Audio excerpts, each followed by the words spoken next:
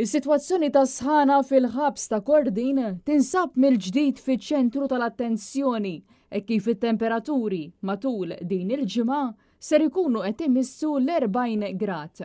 Fil-fatt kien il-professur Andrew Azzopardi li talab lill-Kummissarju għas-Saħħa fi ħdan l-Uffiċċju tal-Ombudsman biex tinfetaħ investigazzjoni indipendenti dwar dik li sejjaħ sħana eċċessiva fil-faċilità korrettiva ta' Kordin. Fit-talba tiegħu il-professur Azzopardi insista li rapporti minn priġunieri, raba tagħhom u diversi sorsi oħrajn iqajmu tħassib dwar il-kundizzjonijiet fil-ħabs u fiċ-xelel, partikolarment waqt din il-mewġa ta' sħana. Andrew Azzopardi argumenta li diversi studji għandhom juru li temperaturi għolin jistgħu jaffettwaw is-saħħa fiżika u mentali kif ukoll il-programmi ta' riabilitazzjoni.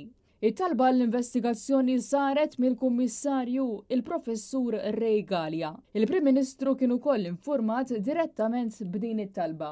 Azzopardi appella sabiex jiġu stabiliti standards nazzjonali dwar il-ventilazzjoni u sistemi li jikkontrollaw is-sħana fil-ħabsijiet.